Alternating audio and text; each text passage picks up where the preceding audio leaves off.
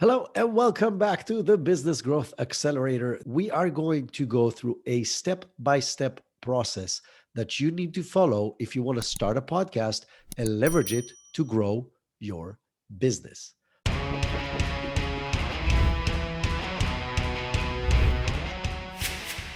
Brilliant.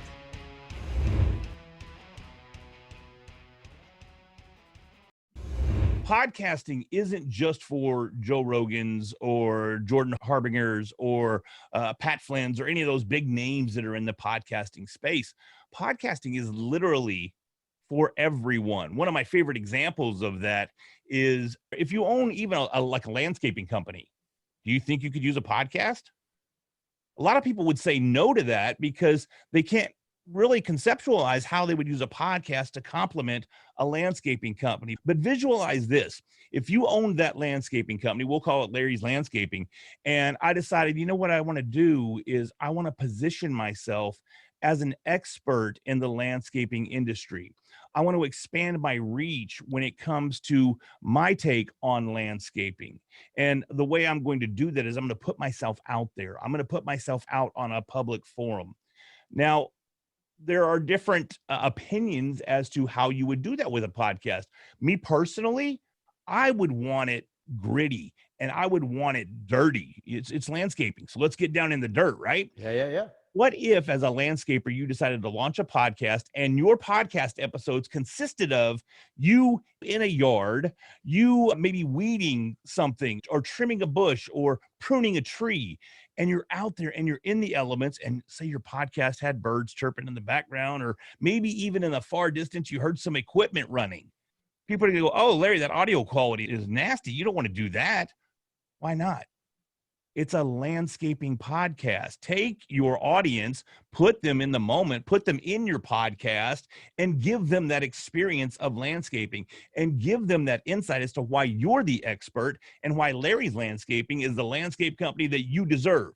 I think what people don't understand is how critical and important to any business is building your authority. And so I love what you said. It doesn't matter what your niche or expertise or the thing you're passionate about. A podcast can give you a way to connect with relevant people.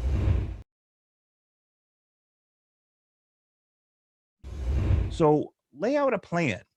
And that plan needs to include a variety of different steps. One, very important, is the name. The name needs to be relevant. And you're saying, Larry, you're saying you're a podcasting expert, and you're saying the name needs to be relevant to what you're doing, but your name is readily random. Well, not everybody figured it out yet. I mean, Well, I know I figured it out eventually, right? The thing is I failed to plan accordingly when I started Readily Random. And guess what I did? I shot myself in the foot with that one because it's been a struggle to get the traction that I would love to have. And it's largely in part due to the name. So don't make the same mistake that I'm living. Plan your podcast name, make sure it's something relevant, and keep it where it's very, very simple to understand. Don't name it Supercalifragilisticexpialidocious. Name it something Larry's Landscaping Podcast. That would work, wouldn't it? I want to add to that something on two aspects of this, because This is brilliant and it connects straight to kind of like where I am and what people are listening to right now. So when I started my podcast, it was called the E-Tribe. Those of you who've been with me for a while know that. And yet the podcast now that you're listening to it is the Business Growth Accelerator. Why? Because when I started, I didn't have a fucking plan. I didn't have a clue what I was doing. I'm like, I'm going to have a podcast. Why? Because it's cool and I get to talk to interesting people, which is absolutely true. But I had no end in mind. And when that changed, I'm like, okay, what am I doing? Okay, I'm helping companies in different hats. I'm investing, I'm consulting, I'm mentoring people. And now we have this platform that helps people like businesses, established businesses have their own podcast. I'm helping businesses grow. That's what I do. And so the Business Growth Accelerator makes a lot more sense. Why? Because when people are going to look for business growth podcasts, the E-Tribe is not going to show up. A big part of that planning also includes when you pick a name, I would recommend picking several names, because now you have to do the research as to whether or not, how can I structure my social media? Social media is a major, major consideration when planning your podcast. Can you get the name of your podcast as your social media handles? And if not, what little tweaks could you make to make it relatable, to make it easy to associate with? So planning your social media is also something that's very critical. Plan And domain names, just to add to that. That's where I was going next, as a Oh, matter of sorry. fact. We're on the same page. It's great, man. Make sure that the domain is available. Make sure when you're planning your website that you don't have something with hyphens in it, or, you can kind of stick a "the" in front for, the XXX podcast. But if you can avoid it at all costs. So all that can be handled up front when you're planning your podcast. So that's a consideration to make.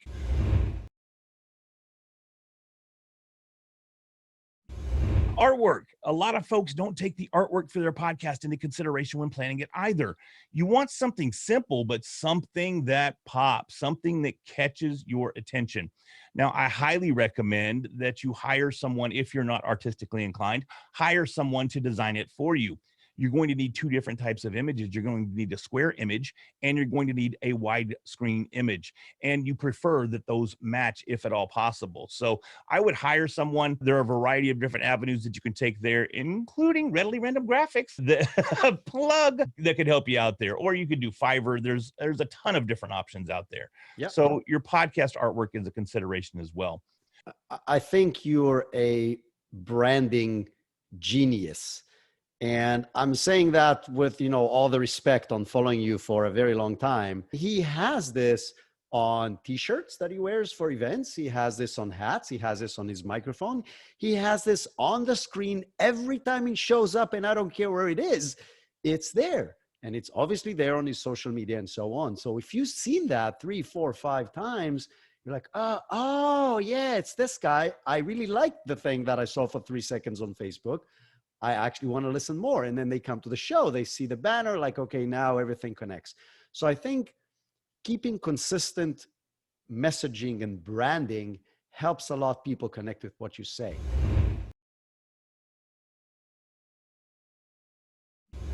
Who is going to host your podcast?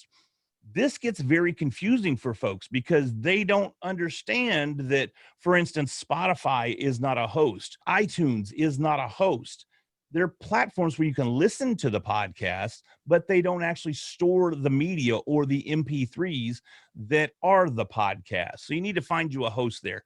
And there are a number of them to choose from.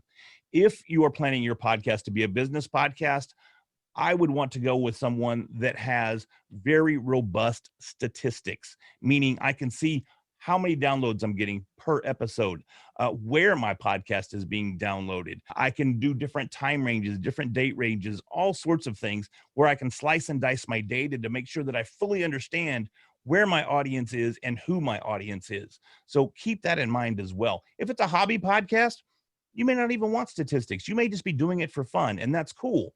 But if you're serious about your podcast and using your podcast as a monetary platform, you're going to want to go with someone with stats.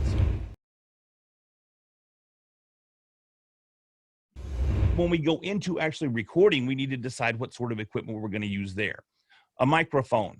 I happen to have a variety of microphones that I've gone through over the years, but I started off with a very simple, less than $100 USB microphone. What is that? Is that an Audio Technica, or is that a Samsung? Samsung Q2U. The Q2U. I love the Q2U. I actually prefer that mic over the Audio Technica 2100, the ATR 2100. I think it sounds better. It sounds richer. And guess what? It's almost half the price. Yeah, no, listen, I have no affiliation with them. I already switched 2 or 3 microphones, including some in the back that I keep for memory. And it has a great sound quality.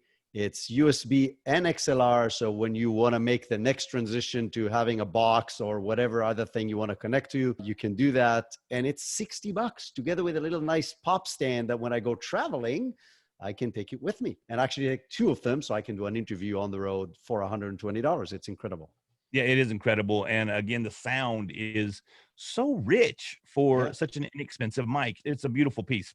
So I would definitely recommend something like that. Now, if you do go the XLR route, if you go with like a Heil PR40 or the Shure SM7B, like I'm speaking on now, you're going to need something that powers that mic. So now we're going to get into some things that are a little more complicated than just plugging and go.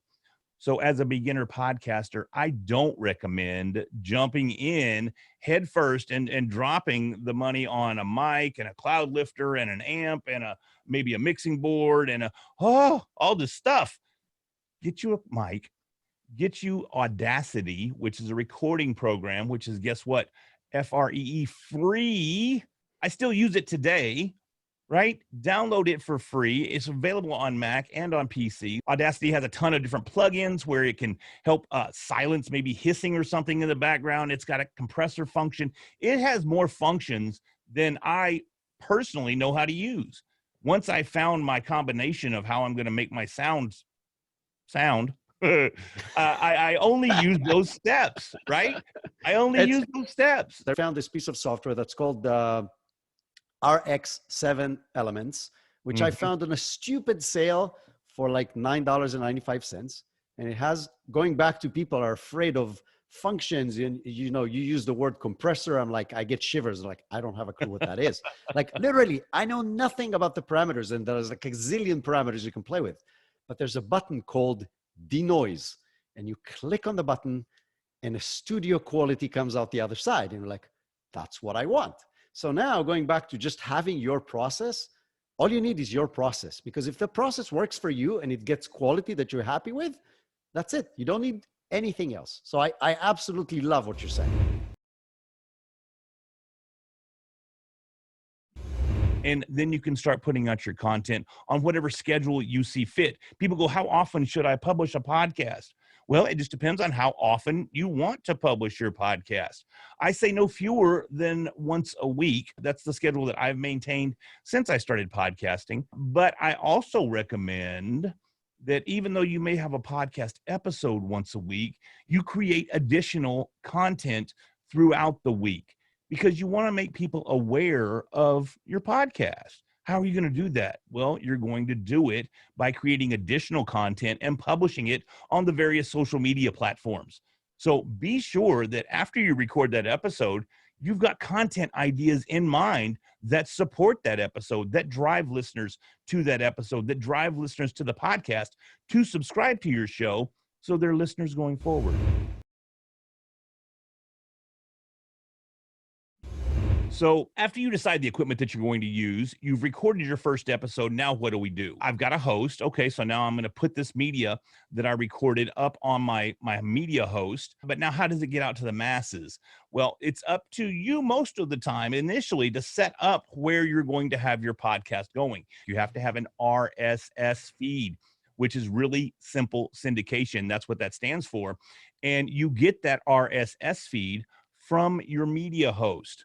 They'll create your RSS feed for you. It's essentially just a hyperlink or a URL.